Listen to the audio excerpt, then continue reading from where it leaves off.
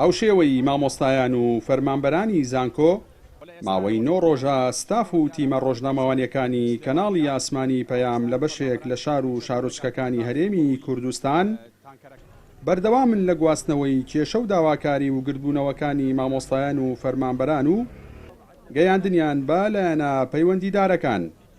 هەر ئەمە شوای کردووە هەڵوێستە نەگۆڕەکانی پەیام ببێتە جێگەی خۆشحاڵی و سوپاس و دەستخۆشی مامۆستایان و فەرمانبەران.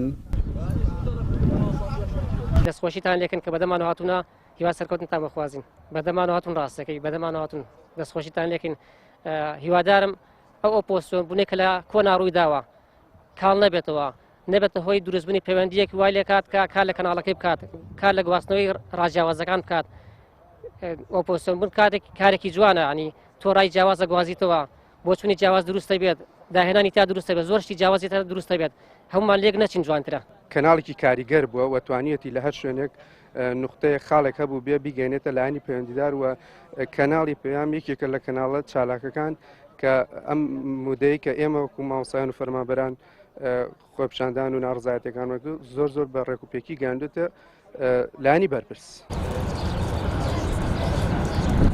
مامۆستایەکی زانکۆش دەڵێت پەیام بەبێ جیاوازی بیرروڕا لە زۆرینەی بوارەکاندا خزمەتی بەرچاوی بەچین و توێژە جیاوازەکانی کۆمەڵگا کردووە. باسی لەوەش کرد پەیام نەک هەر لە ڕووداوە گەرمەکاندا بەڵکو لە زۆربەی چالاکیە جۆرە و جۆرەکانیشدا ئامادەی هەبووە، هەر ئەمەش جێگەی ڕێز و سوپاسە. من هەر ڕۆژێک کە لێرە وجودم هەبوو بێ کەناڵی پەیامم بینیوە لێرە بێجگەل لە ئەم حەدەسانش ئینسان ئەبێت بە ویژدانەوە شایەتی بدا. پەیامم لە زۆربەی حەدەسەکانی چەمچەماڵا بینیوە. پەیام هەتا ئیستا نازام ئەمە بە تاکید پەیوەندی بەوە هەیە کە باگراوندێکی ئاینی لە پشت ئەم کەناڵەوە هەیە. هەتا ئێستەیشێکە لە کەناڵە مؤەدەبەکان، کەناڵە ئەو کەناڵانەی کە ویژدانیە، ئەمە زۆر خۆشە. ینی لە کەناڵی کوردیا ئەم جۆرە بۆ چونانە ئێحتیمامی پێ بدرێ و ڕۆڵیان پێ بدرێ. من دەستخۆشتان لێ ئەەکەم. هیوادارم بە بەردەوامی ئێوە یعنی تاکید بکەنەوە لەوەی کە بە پیشەیانە ئیش بکەن.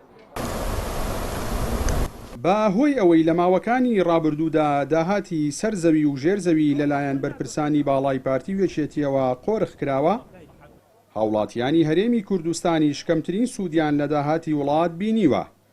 تەنانەت زۆر کات موچە و شایستە دارایەکانیشیان لە کاتی خۆیدا پێنادرێت. هەر ئەمە شوای کردووە هەفتانە و مانگانە لە ناوچە جیاوازەکان گردبوونەوە و خۆپیشاندان بەڕێوە بچێت.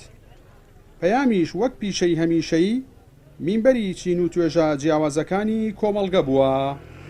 جەلال جەباری، کەناڵی ئاسمانی پەیام.